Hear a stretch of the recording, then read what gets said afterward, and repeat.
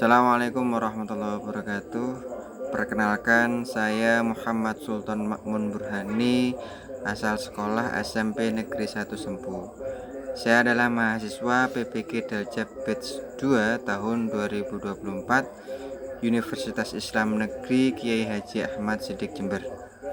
Pada hari ini, Jumat tanggal 30 Januari 2025, saya akan melaksanakan praktik mengajar dengan tema memahami konsep riba menurut syariat Islam untuk kelas 8 semester genap, dalam rangka untuk memenuhi persyaratan uji kinerja PPG Daljab Batch 2 tahun 2024. Berikut ini adalah video pembelajaran saya dengan tema memahami konsep riba menurut syariat Islam. Selamat menyaksikan. Assalamualaikum warahmatullahi wabarakatuh.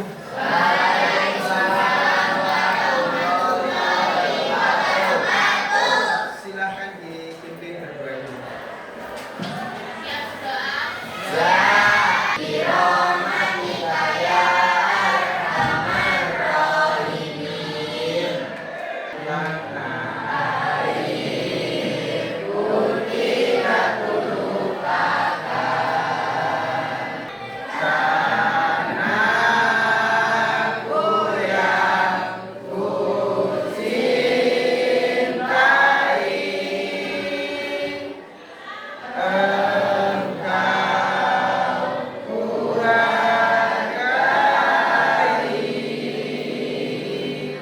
Hari ini siapa yang nggak masuk? Ada yang nggak masuk? Nomor yang nggak masuk nomor absen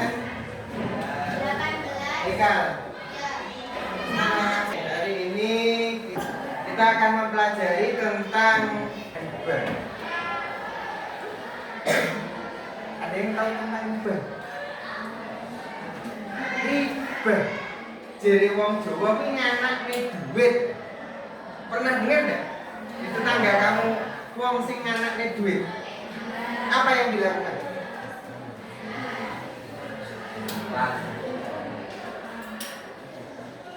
Pernah dengar nganakne duit ya di tetanggamu? Yang pernah dengar siapa? Apa? Ada yang pernah dengar? Ada yang pernah dengar istilah riba? Oke, belum pernah dengar? Oke, Pak, riba itu apa? Nganakne duit itu apa toh? Contoh, saya pinjam uang ke Diki 1.000 rupiah. Gitu? Dik, saya pinjam uangnya berapa? 1.000. Dikasihlah sama si Diki. Dan Diki bilang, tak kasih, saya berikan uang 1.000, tapi nanti kalau mengembalikan 2.000. Ketika saya mengembalikan harus 2.000. Lebih berapa? 1.000. Lebih itulah yang disebut dengan riba. Boleh Pak dalam Islam? Kenapa?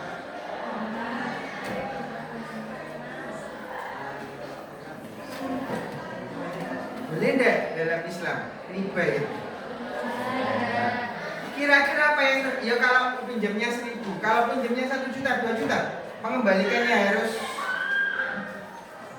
100%. Dari 1 juta berarti mengembalikan 2 juta. Apa yang akan terjadi? Ada 2 orang ya, ada yang minjam, ada yang meminjami. Apa yang terjadi dengan si peminjam? Tambah miskin, apalagi? Keberatan, apalagi? Terbebani. Wah, kaya tanggal ini aku ambil duit. Secara psikologi akan terganggu, bingung. Itu dari segi penghutang. Kalau dari segi yang menghutangi, akan mendapatkan untung yang sangat besar tanpa harus bersusah payah. Ada enggak? Nah, maka konsep yang kenapa riba itu tidak boleh, karena di situ ada konsep ketidakadilan. Pernah enggak kita terlibat riba? Enggak. Pernahkah orang tua kita terlibat riba? Yakin? Yakin? Oke, mohon maaf. Mohon maaf ya. Pernah dengar istilah kredit motor? Orang tuanya pernah melakukan itu? Ada yang pernah, ada yang tidak. Bagaimana dengan kredit motor? Apakah termasuk praktek riba? Kenapa?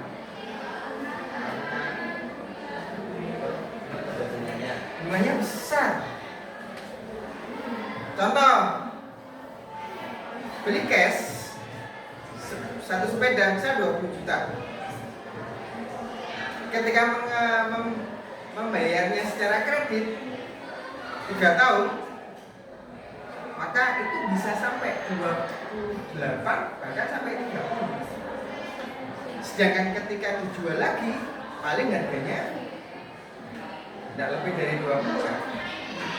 Yang harusnya 20 jadi 30. Berapa persen itu?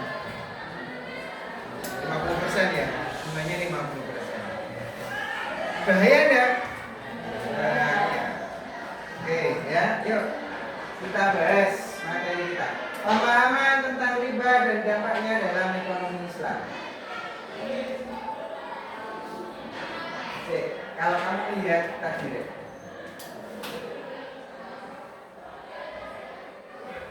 Ini dua gambar yang berbeda. Ini melambangkan kaya, subur, hijau, padang rumput. Di sini ada rumputan yang apa ya? Ya kaya lah, apa istilahnya? Makmur. Sedangkan di sisi lain dia pohonnya. Ada daunnya? Bahkan dia mati. Maka ini adalah lambang ketika orang-orang terlibat dengan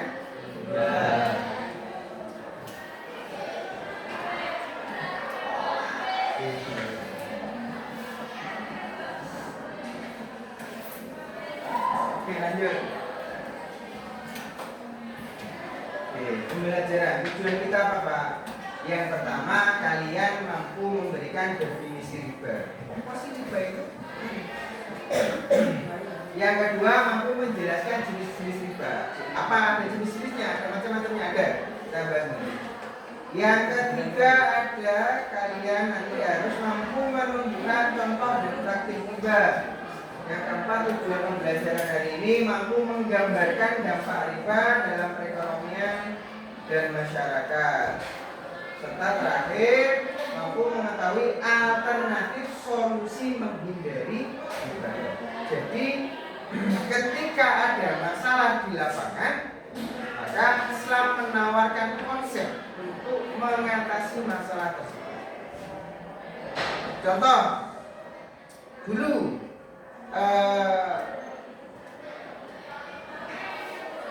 Homer misal, orang-orang Mekah sebelum Islam turun, mabuk itu menjadi hal yang biasa setiap malam. Bahkan di awal-awal ajaran Islam turun, orang-orang sholat itu masih dalam kondisi mabuk. Akhirnya diturunkan ayat untuk melarang, larangan untuk mengkonsumsi khamr dan seterusnya. Islam juga seperti itu. Kenapa khamr dilarang? Yang jelas ada dampak negatifnya. Maka Islam hadir untuk memberikan solusi bagaimana mengatasi konflik-konflik itu, termasuk riba. Apakah ada solusinya dari Islam, dari syariat Islam? Ada. Apa saja kita bahas. Oke. Ini gambaran orang ini. Riba adalah tambahan atau keuntungan yang diperoleh dari transaksi yang tidak sah menurut Islam. Kenapa diharamkan? Tadi kita sudah bahas.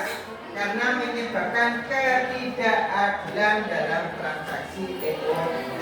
Ada pihak yang dirugikan dan ada pihak yang dirugikan. Pak, bagaimana dengan perdagangan? Apakah ada yang diuntungkan, ada yang dirugikan? Tidak, karena sepakat. Sudah ada kesepakatan. Oke, berikutnya jenis-jenis riba. Apa Pak? Lihat ada? Riba nasiah. Apa itu riba nasiah? Riba yang terjadi akibat penundaan pembayaran dalam transaksi kredit. Apapun kredit, termasuk dalam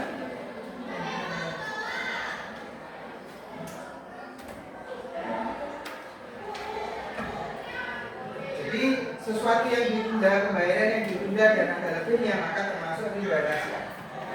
Kredit motor, HP, rumah dan lain sebagainya. Yang kedua ada riba fadl. Apa riba fadl? Riba fadl itu terjadi adanya pertukaran barang sejenis dengan jumlah yang tidak sama. Tukaran barang dengan barang disebut dengan tukar barang dengan barang disebut dengan istilah. Sebelum ada mata uang, bagaimana? Barter. Barter itu transaksi sebelum orang mengenal nilai mata uang. Pak, barter yang sesuai dengan syariat Islam bagaimana? Kamu punya mangga 10, ditukar dengan mangga jumlah manapun tetap harus, gak boleh lebih, gak boleh.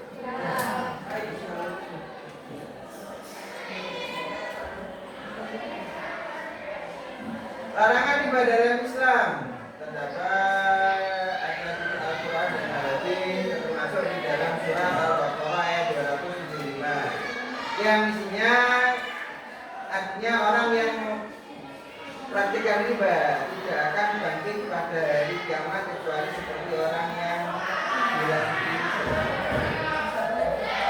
Pak, apakah riba itu hanya orang yang dalam kategori ayat ini, apakah hanya yang ngutangi saja? Tidak. Siapa lagi? Pemberi hutang, penerima hutang, satu lagi, pencatat.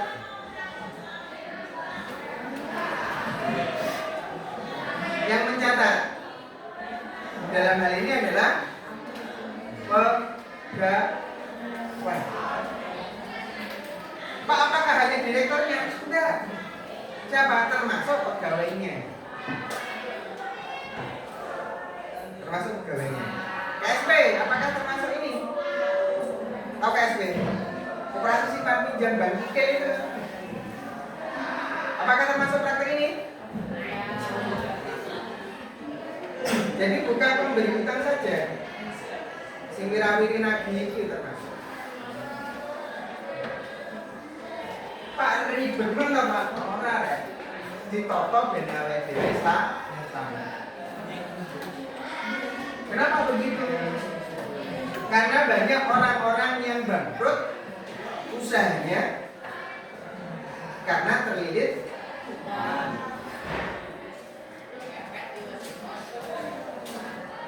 riba dilarang karena dapat menciptakan ketidakadilan dan merugikan pihak yang lemah. Siapa dalam hal ini adalah pemerintah. Oke, lanjut. Nah, ini contoh praktek riba.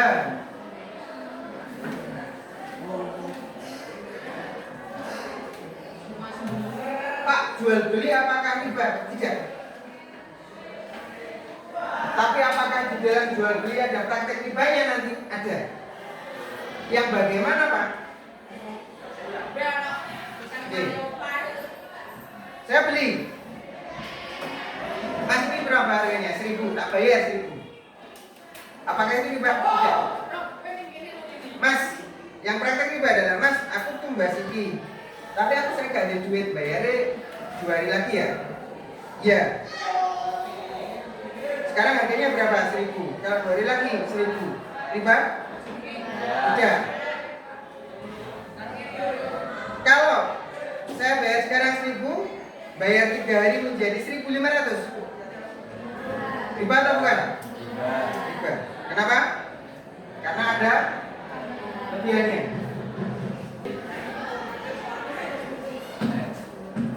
Aku berarti termasuk riba? Pinjam-meminjam. Nah, seperti yang kita bahas tadi. Sistem bank. Pak, apakah semua bank itu mempraktekkan riba? Tidak.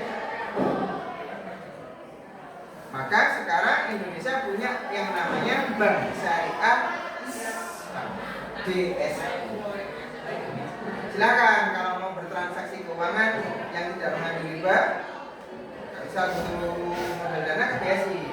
Karena di sana nanti ada akadnya, ya, ada kerjasamanya yang tidak memberatkan semua pihak.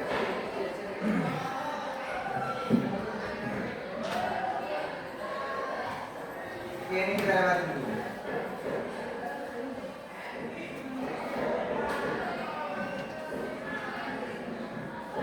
Praktek riba dalam berbagai sektor ekonomi. Jual beli barang dengan harga lebih tinggi. Tadi sudah kita bahas. Ayo, lanjut. Nah, sektor pinjaman.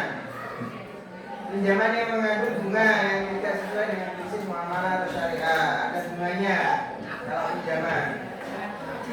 Pak, apakah ada orang pinjam tapi tidak ada bunganya? Ya, biasanya ya ke tetangga, ke saudara. Tapi kalau ke bank pasti ada bunga. Perbankan. Dampak riba. Buat kita apa? Menyebabkan individu terjebak dalam hutang dan kesulitan finansial. Orang yang mikir hutang, sampai punya uang sedikit tapi tidak punya hutang, atau pilih duit akeh tapi punya hutang. Karena nggak nyenyak. Ya.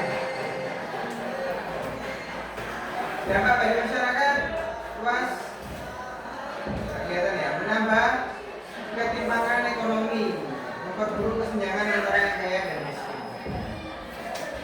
Jadi akan sangat kelihatan nanti, karena banyak orang pelaku usaha itu pilih hutang. Contoh, saya ada beberapa minggu ini lihat Instagram ada PHK besar-besaran di perusahaan TV swasta, dan memang prediksinya 2025 ini puncak resesi global. Puncak resesi global. Apa Pak resesi global? Nanti akan ada krisis ekonomi di 2025. Puncaknya di sini. Apa Pak? Muamalah dalam muamalah syariah. Sistem ekonomi yang bebas dari riba, adil dan saling menguntungkan. Apa solusi dari riba? Yang pertama adalah muamalah. Contohnya adalah mudharabah, yang kedua adalah musyarakah. Mudharabah itu apa? Kemitraan antara pemilik modal dan pengelola. Jadi kamu punya modal, saya punya keterampilan, kita kerjasama. Tuh, mudharabah. Yang kedua musyarakah, pembagian keuntungan berdasarkan kesepakatan bersama. Misal kamu pinjam uang untuk modal usaha, ya, untuk modal usaha, hasilnya apa? Dibagi. Kalau yang pertama tadi adalah kita sebagai pekerja. Jadi ada yang memodali kita. Yang kedua, bagi hasil. Jadi misal kita butuh modal, ada yang nambahi, dan hasilnya nanti akan dibagi. Hasilnya akan kesepakatan bersama.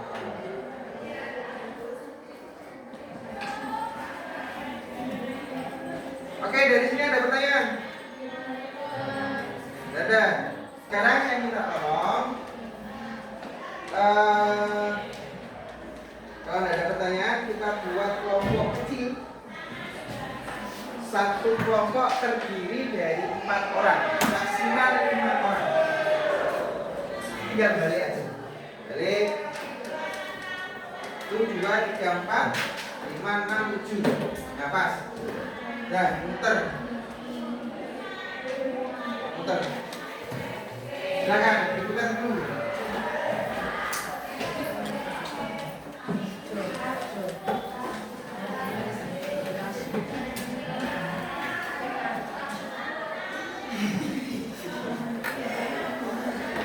Ini nanti saya akan bagikan lembar kerja peserta didik atau LKPD. Ini nanti silakan anggotanya ditulis sini, ya. Terus ini nanti dikerjakan. Ada 3 soal. Apa Pak? Yang pertama, atau saya bagikan dulu ya. Saya bagikan dulu. Silakan namanya diisi, nama anggota kelompoknya diisi dulu. Itu nanti ada 3 soal. Yang pertama adalah silakan cari contoh praktek hibah. Ya, bisa kredit motor. Oke. Bisa kredit motor. Terus berikutnya setelah itu apa?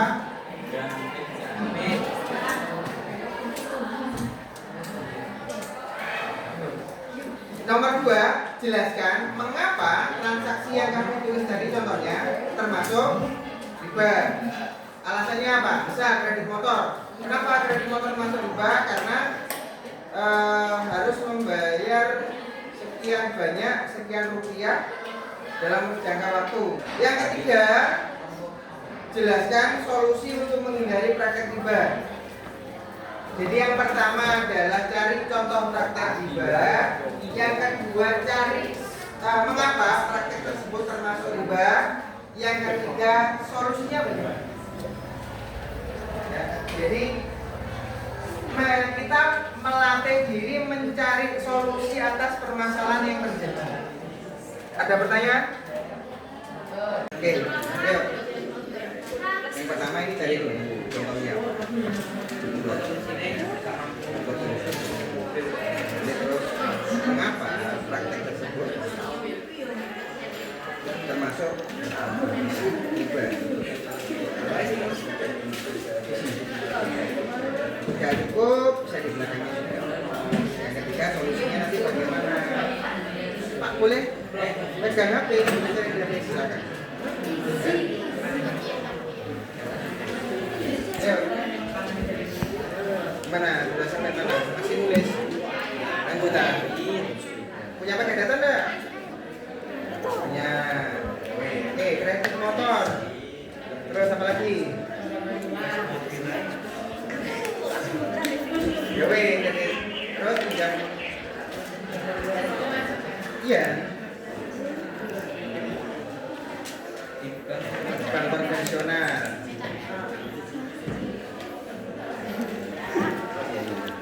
Ada istilah bank konvensional, ada istilah bank syariah. Konvensionalnya apa? Golongan BRI, BNI, dan lain sebagainya. Bank-bank itu lah. Bank konvensional. Nah, terus ini alasannya. Ya, kenapa kredit motor itu termasuk praktek riba? Cari alasannya. Mana gunanya? Pen. Mana? Oleh browsing rek, boleh browsing.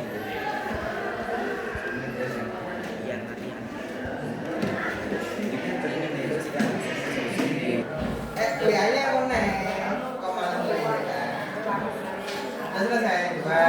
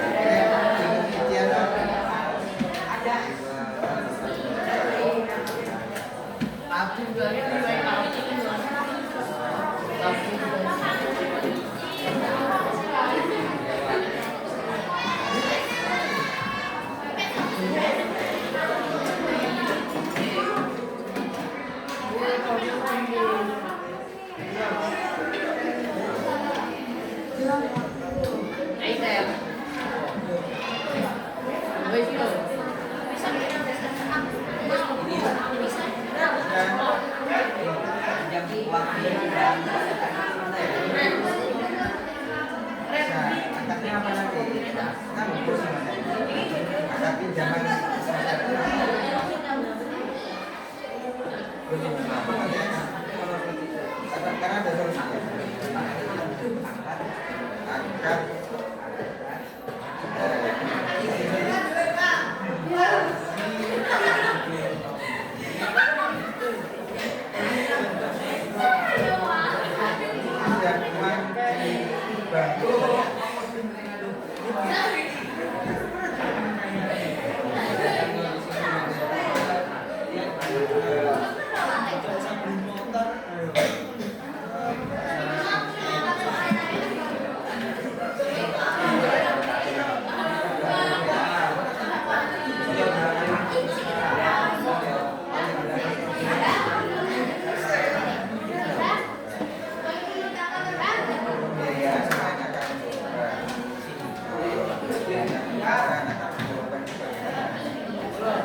boleh browsing boleh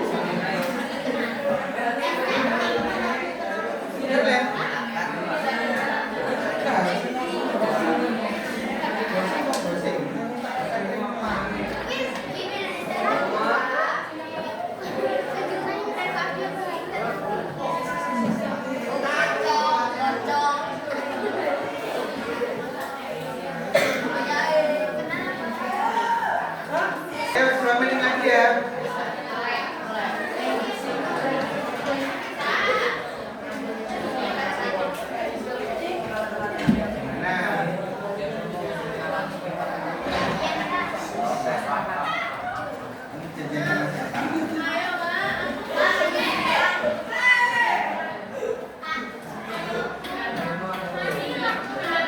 Dan yuk sekarang silakan secara bergiliran mempresentasikan hasil dari diskusi kelompoknya. Cowok, cewek, cowok dulu apa cewek dulu? Cowok, cewek. Oke, silakan laki-laki dulu. Mempresentasikan, nanti setelah itu anak perempuan. Ayo. Oke, siaplah untuk kelompok yang pertama kali.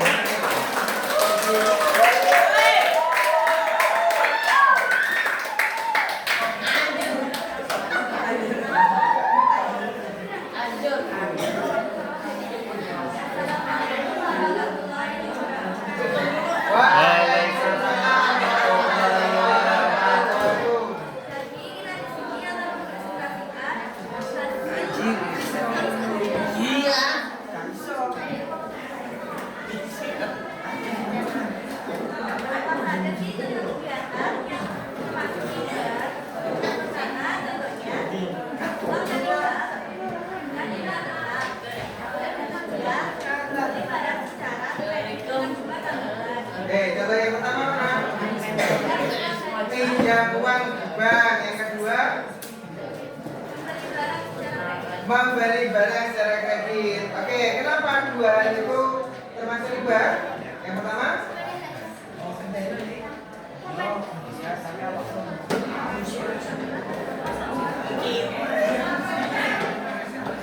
karena terdapat tambahan uang.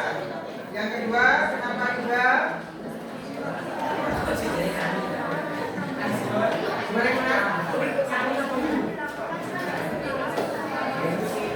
Yang kedua, kredit kenapa riba? Karena ada tambahan biaya dan jangka waktu. Solusinya sekarang, yuk dengarkan solusinya apa?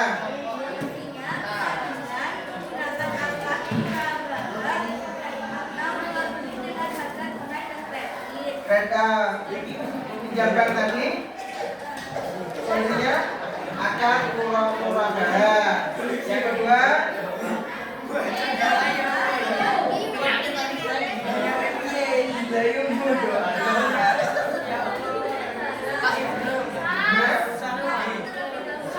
solusi biar tidak kredit kendaraan, biar tidak kredit motor, nabung itu ya sampai uangnya cukup baru nanti beli secara tunai. Ada lagi? Terima kasih. Kasih aplaus untuk teman kita.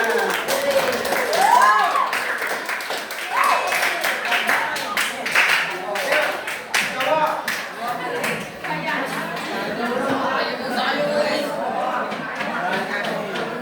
Ayo, ini jadi pemimpin. Oke yang oke keren. Tuh. Kasih aplaus untuk yang sudah ini.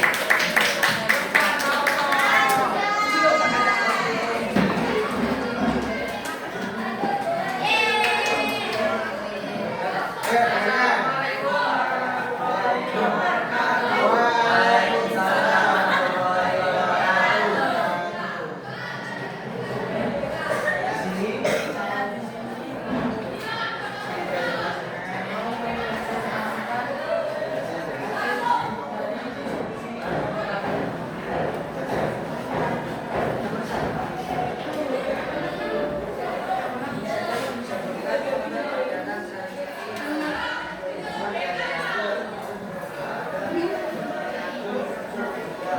Pak, pertama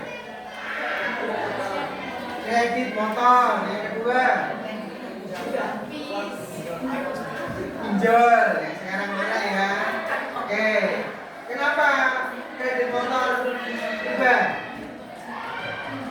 Tidak baca apa? Nomor dua, habis, betul.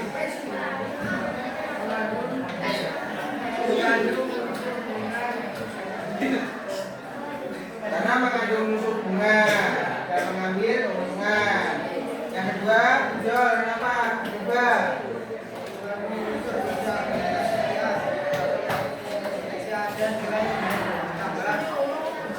Oke, terus ada lagi solusinya apa? Ayo. Tiga yo, solusinya apa yo? Memperbanyak ada berusaha. Tiga, solusi yang kedua.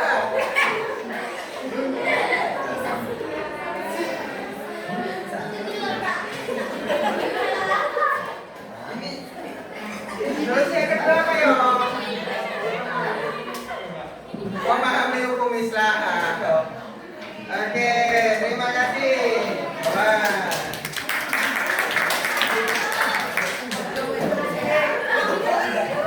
Ya, dia tidak terlibat riba, berusaha sekuat tenaga dapat uang banyak. Enggak utang, beli motor enggak usah kredit. Oke, terima kasih. Saya obrol untuk teman-teman semuanya. Kesimpulannya apa? Kesimpulannya apa? Menghindari riba. Apalagi? Kenapa kita harus menghindari riba? Karena menimbulkan dampak yang tidak baik. Solusi untuk menghindari riba apa? Nabung. Apalagi? Pakai sistem syariah Islam. Apa Pak? Murabahah. Oke, terakhir. Silakan buka grup WA kelas 8F. Ada evaluasi pembelajaran hari ini. Saya akan share sebanyak 10 soal pilihan ganda.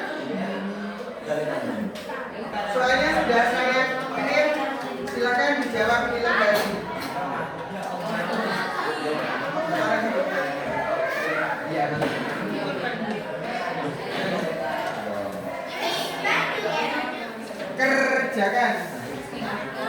Satu anak satu. Kasih nama. Silakan dikerjakan.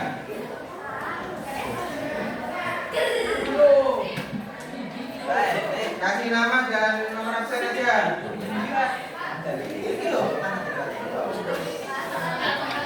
Ya, langsung ABC, nomor 1 A, B. Gak usah ditulis. Ya, bisa langsung jawab 1 A, 2 B.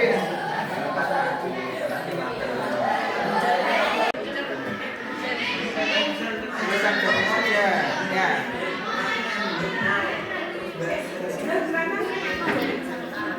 Itu siapa nih? Aku tahu.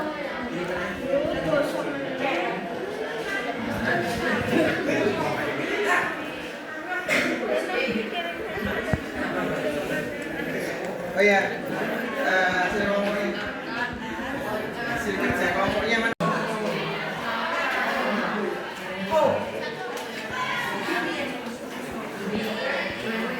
Yang dahulunya pakai data, saya setting.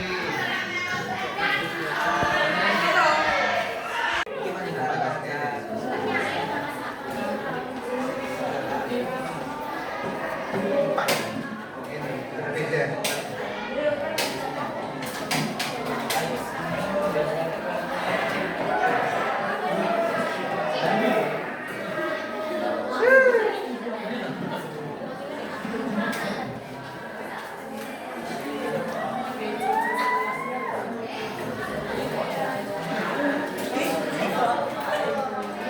Sudah selesai semuanya? Sudah. Terima kasih. Nanti sliding saya koreksi. Gimana pembelajaran hari ini? Seru. Oke. Sampai ketemu di minggu depan. Jangan lupa nanti di rumah kalian tugasnya mencari contoh-contoh praktek riba yang ada di lingkungannya atau di sekitar kita, ya. Tulis di buku tugasnya. Minggu depan kita bahas kembali apakah itu termasuk praktek riba.